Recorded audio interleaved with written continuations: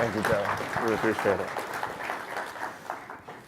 And I would also be delighted to introduce the two speakers for this panel as well. Please, Sebastien and Joey. There's a quick hand for them. Both of these guys have been, please.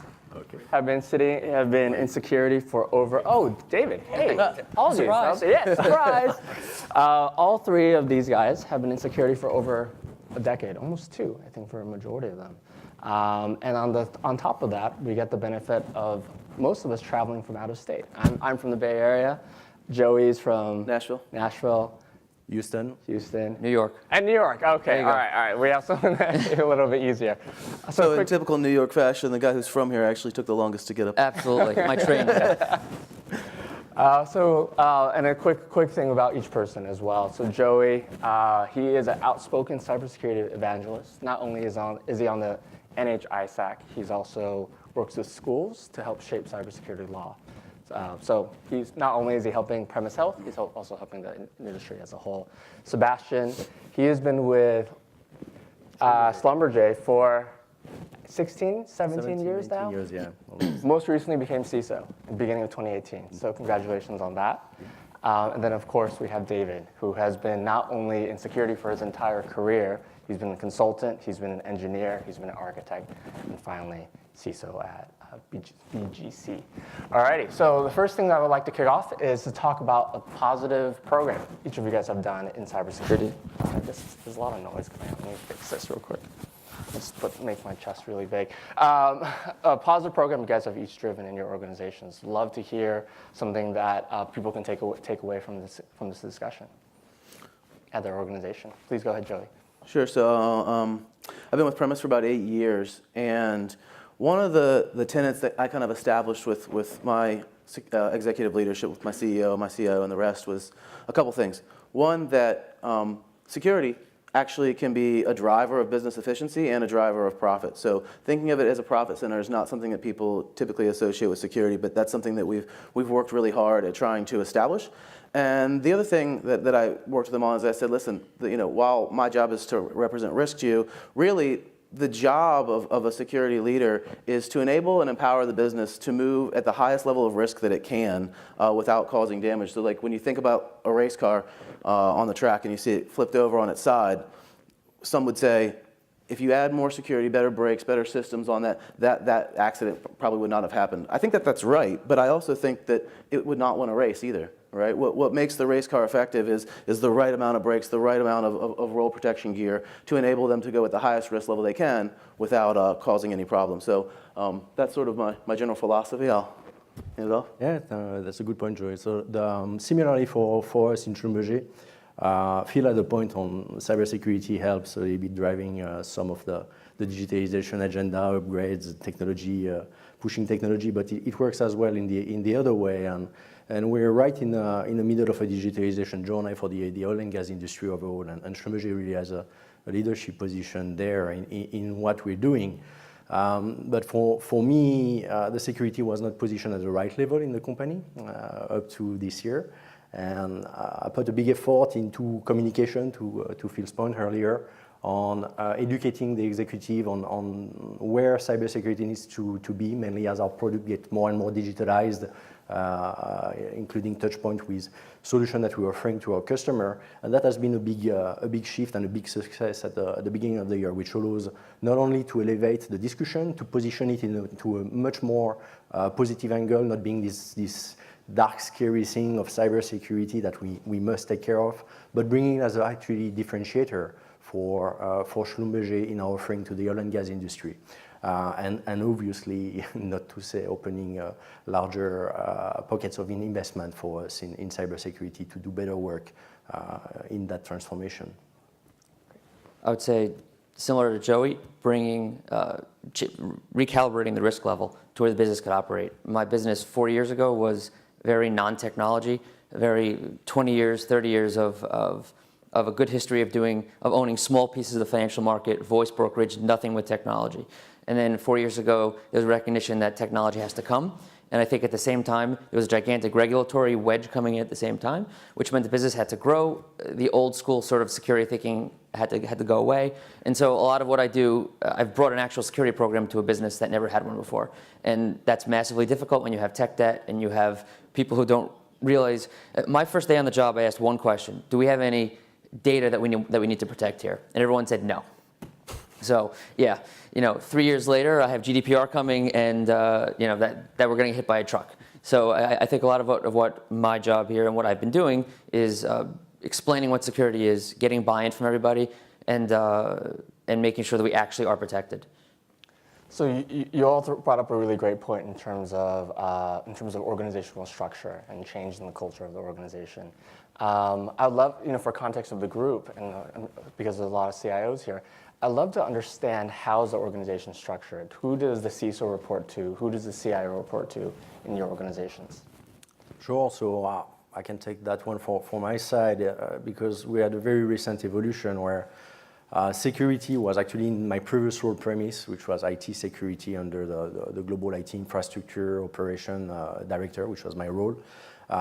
This evolving position that we have, this evolving evolution that we have done in Schlumberger is to tie now the role of cybersecurity to both the CIO and our digital our CDO, our chief of digital, for all client offering capabilities.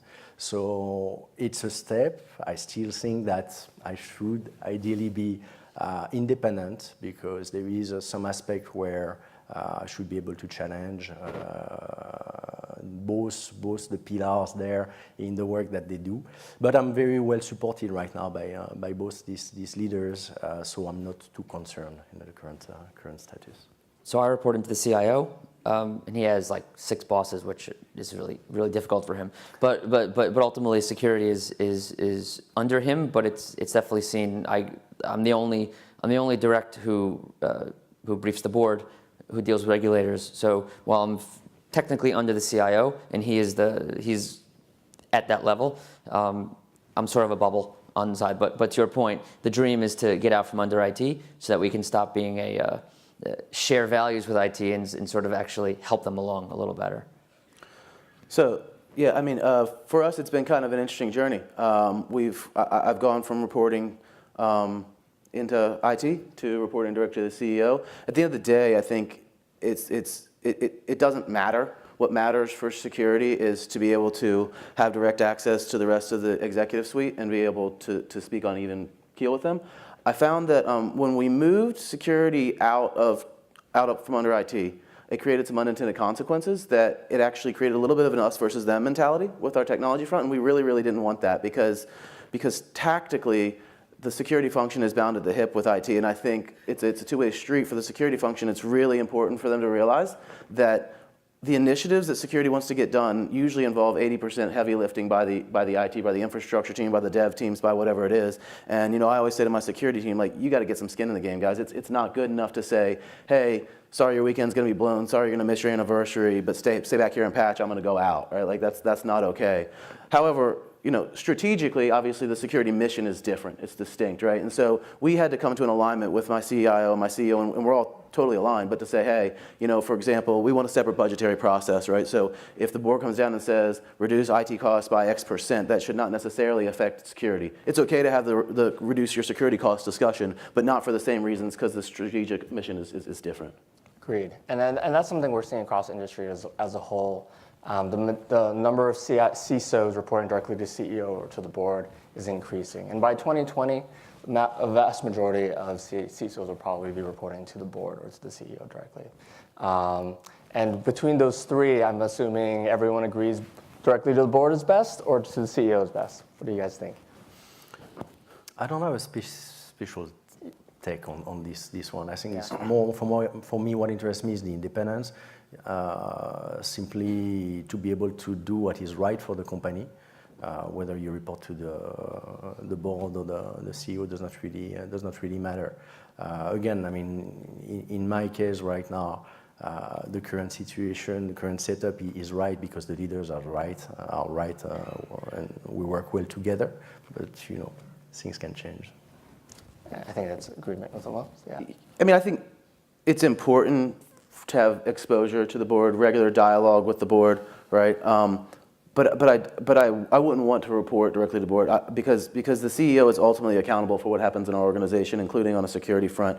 And I think making sure that that's a tight relationship and that's a tight alignment is really critical. And when you kind of step out above that, that can create interesting dynamics that aren't always what you want. Now, again, I guess it depends on the organization. If you're in an organization that needs that kind of transformation and it's been ignored and the board wants that, maybe that's different. But that's not what I would advocate for in my organization. Yeah, I think the great thing about being able to brief the board is that there's direct value. They see what's happening. But I think at the same time, there's a whole level of politics and a whole level of upward management that as a CISO, you're always behind the 8 ball. And if you're spending too much time managing upwards, you're not doing enough time spending down. So I think having my boss shielding me from some of that is sometimes very helpful. Awesome. So David, you brought up being a new CISO for your organization. And then also, of course, Sebastien, recently CISO, but you've been with Schlumberger and you've been leading security for a long time as well. And then, of course, Joey as well. If you're a new CISO at a brand new organization, what do you do in the first 90 days? What are your goals? So as I said, the first day I walked in, I asked a simple question and I got lied to. So, I'm being too harsh. They didn't lie to me. They just didn't know. My company is, as most companies are very large. When they're old, they have a legacy organizations, and one single person doesn't necessarily know the topography of the organization. And I think taking that journey and meeting heads of business and meeting the people who direct to them and just learning what do they own? Where's their stuff? What kind of applications do they have? Just take that journey, learn what the map looks like, and then when you come back, you can stand up in your tower and you can start to figure out where do I need to start addressing things, because it's a long road. But the first thing is you can come in and say our main application is X. You can build an entire security program around it, and you have no idea that there's an entire other business who has a legacy data center that no one's ever invested in. So. So for me, it's really around first understanding the risks, right? What are the risks for the company, and what am I meant to protect the company from? What can impact Schlumberger the most, right? Data loss, inability to operate due to cyber incidents. By the way, this is changing. Wait on one or the other. And having this understanding is critical because then it allows me to understand where I need to focus. Understanding the organization, the systems, the map, absolutely right. That's the second thing. Understanding the area of influence, right? I mean, who is there to support you? Where is the funding, and who's gonna back you up when you need that money and not cut further into your budget.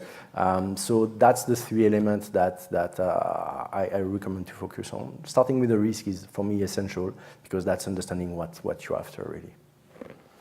Yeah, I think I kind of echo the same thing in a lot of ways, right? Go out and discover what it is, what's out there. But of course, you brought up that there could be a data center over here that nobody knows about. Another thing that often happens is if you get 10 stakeholders together and ask them what the most critical assets are, you're going to get some different answers. But a lot of times you're not going to get the real answer, right? We went through something and we found out that one system that nobody called out was like our web dev team.